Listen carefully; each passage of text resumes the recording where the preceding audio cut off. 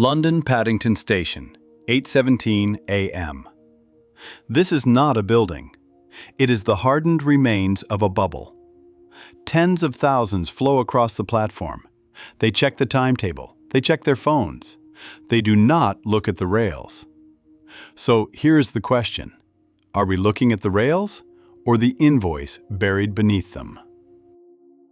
This station was built in 1854. Its skeleton stands unchanged. Pillars, arches, iron rods.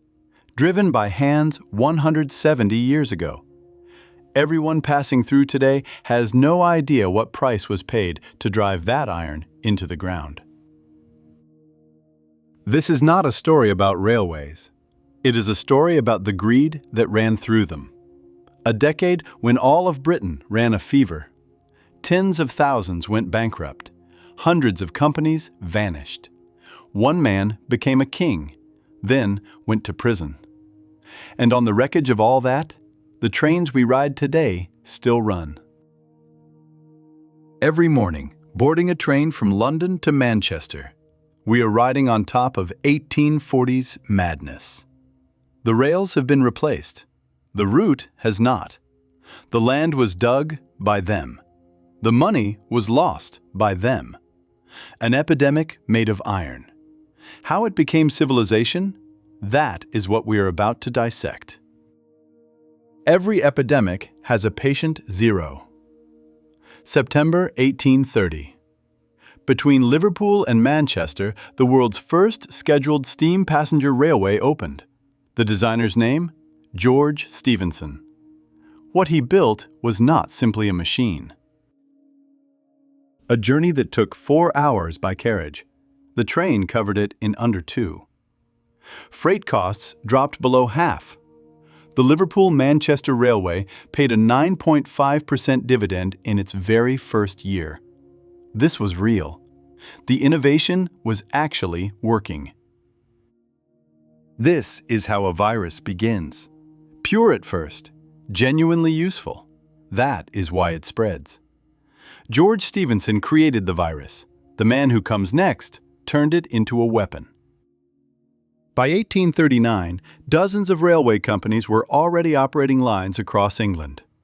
Manchester to Leeds, London to Birmingham, Great Western to Bristol. Each was independent, none were connected. This fragmentation became prey for speculation, because the promise of connection was worth money. Hudson was the first man to understand the value of that promise. In York, there was a linen merchant. His name, George Hudson. In 1837, he inherited £30,000 from his uncle, several hundred times the annual wage of a skilled worker at the time. He poured every pound into railways. Hudson was not a genius. He was a man who could read the gaps in a system. He bought small railway companies, merged them, connected the routes. He promised high dividends. Investors flooded in. He used that capital to buy the next company. By the mid-1840s, he controlled a quarter of Britain's railways. People called him the Railway King. There are two kinds of kings, the real kind and the kind who sits atop a bubble. Which one Hudson was? Time would answer that. Hudson's strategy had a consistent logic. Merge existing companies, connect the routes. More passengers, more revenue, dividends paid. High dividends attract new investors. New capital buys the next company. In the early stages, it actually worked. In the early 1840s, his Yorkshire network generated real profit. The problem? He never stopped. When profits shrank, dividends still had to be paid. That is the moment he began touching the books. In 1843, the Bank of England cut interest rates. As government bond yields fell, idle capital began searching for an exit. Britain was flooded with wandering money. The wealth created by the Industrial Revolution had nowhere to go.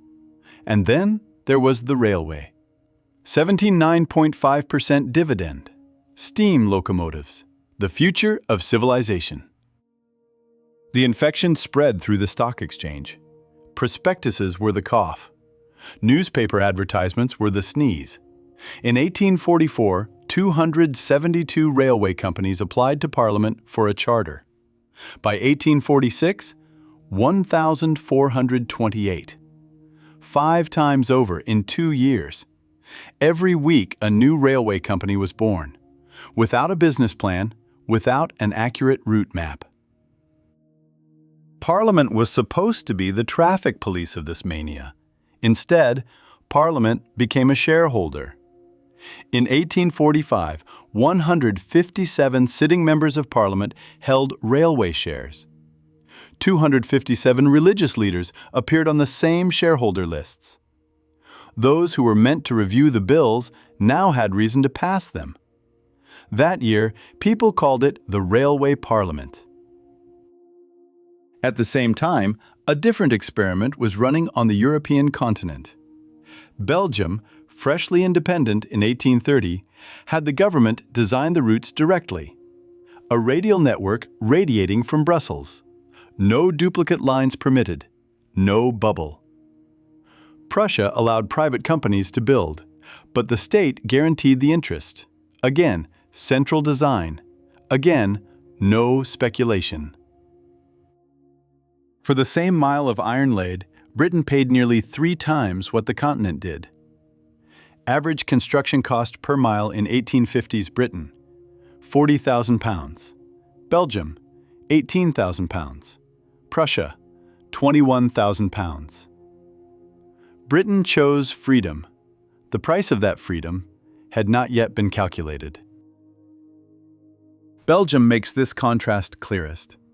Newly independent in 1830, Belgium saw railways not as a commercial venture, but as a matter of national survival. The government designed a star-shaped network connecting the capital to key border cities. No duplication, no speculation. By 1850, the densest rail network on the European continent was complete, and not one middle-class investor went bankrupt in the process. Summer, 1845. All of Britain entered a fever state. When body temperature rises, the patient actually feels good. The euphoria just before the brain loses judgment. That was the railway mania. The mechanism was structural. Subscribing to railway shares required no full payment. Pay 10% of the face value up front, and the shares were yours. £1 bought a £10 dream. If prices rose, take the profit and leave. The remaining 90% could be paid later. This structure opened the door of speculation to every class of society. Maids, clergymen, widows, retired soldiers. In 1845, over 20,000 names appeared on subscriber lists for railway shares worth at least £2. Among them, one case stood out. 2 sons of a charwoman paying 1 guinea per week for a garret room. Their railway share subscriptions? £37,500. They had no capacity to pay the remaining balance from the start. Their plan was singular: sell while the price was rising, then get out. In the autumn of 1845, 562 new railway route bills were submitted to Parliament. The total length of approved routes exceeded 20 times the entire land area of Britain. In 1846, the total railway investment approved by Parliament surpassed £132 million. Approximately 6 to 7% of Britain's GDP at the time. The equivalent of an entire nation pouring its entire defense budget into a single industry's shares. Midnight, November 30th of that year. Carriages lined up outside the Board of Trade offices in Whitehall, London. The parliamentary deadline? Midnight. Carriages from across the country rushed in with proposals. From some carriage windows, engineering drawings and bundles of banknotes flew into the air. Many of the plans submitted that night contained gradients and curves physically impossible for a train to pass through. The plan was not what mattered. The charter was. A charter meant shares could be sold. The intellectuals of the era recorded this madness without mercy. Charles Dickens described the train as a triumphant monster dragging every living creature of every class and age behind it. In 1845, the satirical magazine Punch published a cartoon, a railroad monster hurtling forward, devouring lives and fortunes, while a poor widow kneels before it, offering a bag of money. Above the image, a single word: speculation. Wordsworth lamented that the entire nation had become a railway lunatic asylum. They were not exaggerating. That same year, a railway company in London was built from a single map: the Direct London and Exeter Railway. One lawyer drew a straight line on a map of Britain, connecting London to Exeter. No rivers accounted for, no hills, no land survey.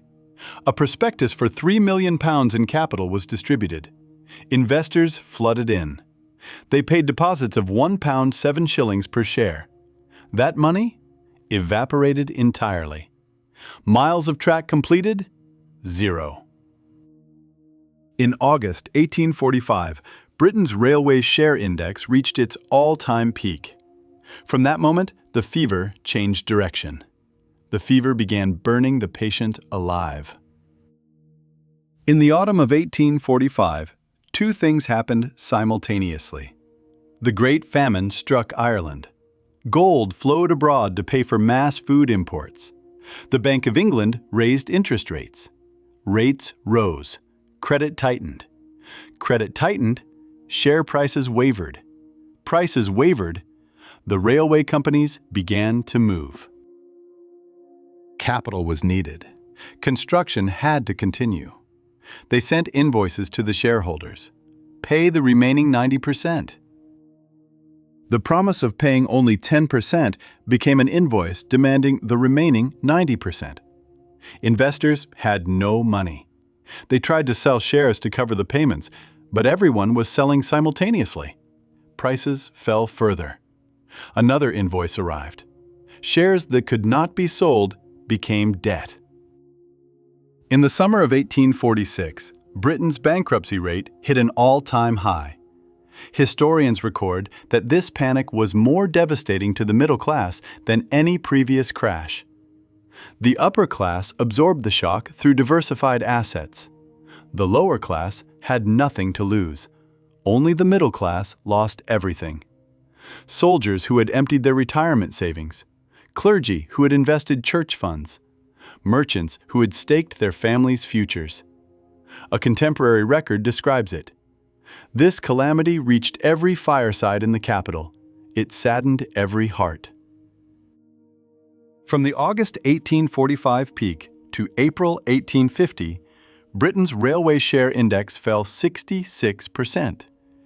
Two-thirds of middle-class wealth evaporated with the steam. There was not a single major city in Britain without reported bankruptcies. Entire families dissolved. Daughters went out to find bread. Sons were pulled from school.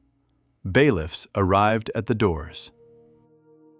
Hudson's empire began to shake. In 1849, shareholders started asking questions. Where did the high dividends come from? How were dividends sustained with no profit? An investigative committee was formed. The books were opened. The structure of what Hudson did was simple. He hid costs. He omitted depreciation. He reclassified operating expenses as capital investment to inflate profits. And he paid dividends to existing shareholders using the capital paid in by new investors. At Eastern Counties Railway alone, profits were overstated by more than £353,000. Total dividends paid by the company from 1844 to 1848 exceeded actual profits by £100,000. They were paying dividends not from profit, but from capital. A textbook Ponzi structure. Hudson's estimated embezzlement? £750,000.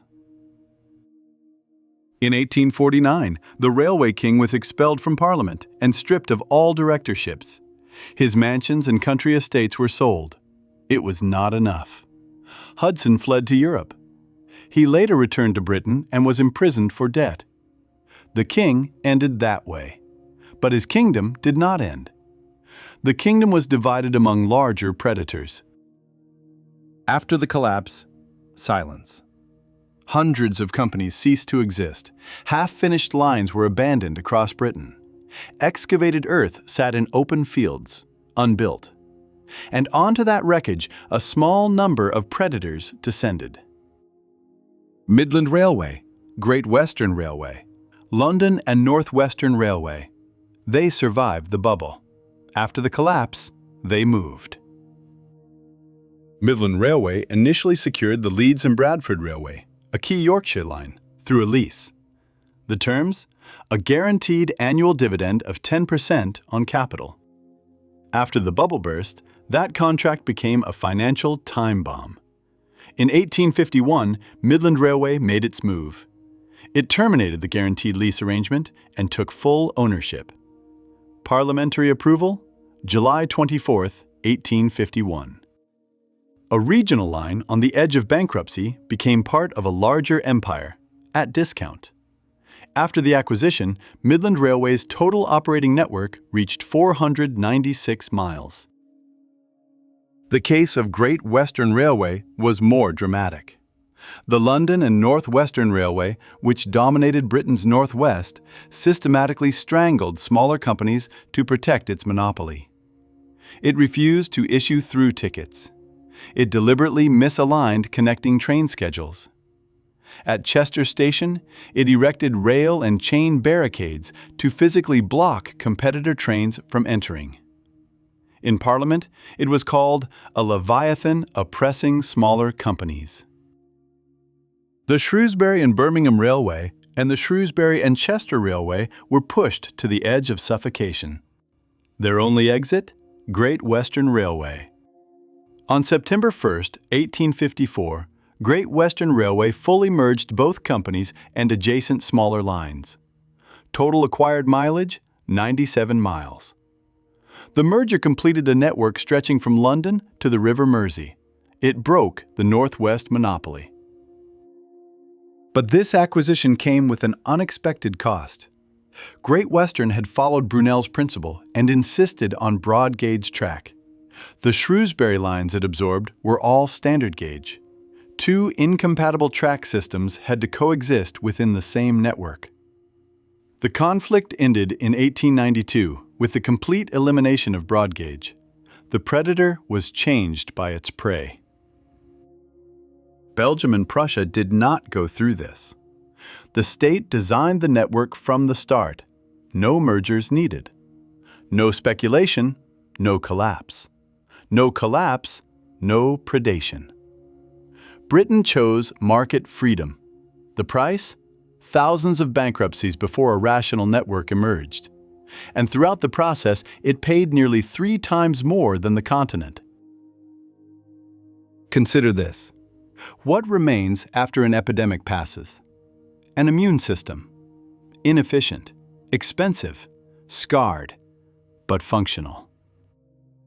Network Rail, which manages Britain's railway today, maintains 9,848 miles of track. The overwhelming majority of its core structure was built in the Victorian era. Network Rail acknowledges this in its own official report. This system is largely built on Victorian foundations. As of 2024, the modern replacement value of this railway network is estimated at £490.4 billion. But not everything the winners swallowed was nourishment. In 1963, Dr. Richard Beeching published his report. His recommendation? Close 5,000 of Britain's 17,830 miles of railway, roughly 30%. Many of the lines targeted were built during the 1840s mania. Duplicate routes laid to block competitor access. Branch lines extending to sparsely populated rural areas. Economic historian Casson's analysis is colder still. Of the 20,000 miles of railway at its 1914 peak, roughly 7,000 were economically surplus from the start. That cost was eventually transferred to 20th century taxpayers. The trace of excess, unhealed after 100 years. The 1963 closures were a delayed verdict on the 1840s bubble. The cost Network Rail spends today to maintain this aging infrastructure, £45 billion across a single 5-year regulatory period. Of that, £2.8 billion is allocated solely to protect Victorian earthworks from climate change. 400 additional specialist engineers are employed to manage embankments and drainage systems built 150 years ago. The bill for Greed's railway is still being paid. The railway mania was not made by villains. It was made by the system. Interest rates fell. Capital sought an exit. Railways were genuinely useful. People believed. The leverage structure opened the door. Every class walked in. The parliament that should have regulated became a shareholder. And the market did what markets do: oversupply, collapse, transfer to monopoly. Hudson was not a villain. He was an optimized product of the system. Borrowing with leverage, adjusting numbers with accounting, blocking regulation with politics. The figure every capitalist bubble produces. The middle-class investors were not fools either. The 9.5% dividend was real. The trains ran fast. Parliament had approved it. Those were rational grounds for judgment. The judgment was simply wrong, collectively. Greed did not invent the railway. Greed overbuilt the railway. Overbuilding produced collapse. Collapse produced monopoly. Monopoly produced the system. And today, millions commute on top of that system every single morning. The railway mania of the 1840s is a prototype. The era changes. The form changes. The sequence does not. Invention, competition, mania, collapse. Winner take all. Civilization. Every time this sequence repeats, someone loses their wealth. And on the ruins left behind, the infrastructure we use every day is built. An epidemic made of iron. That is civilization's manufacturing process. Civilization is not built on invention. It hardens on the ruins of collapsed bubbles. What we ride today is not a train. It is infrastructure solidified on the bankruptcy of others. The innovation we believe in now, whose bankruptcy will it harden into one day?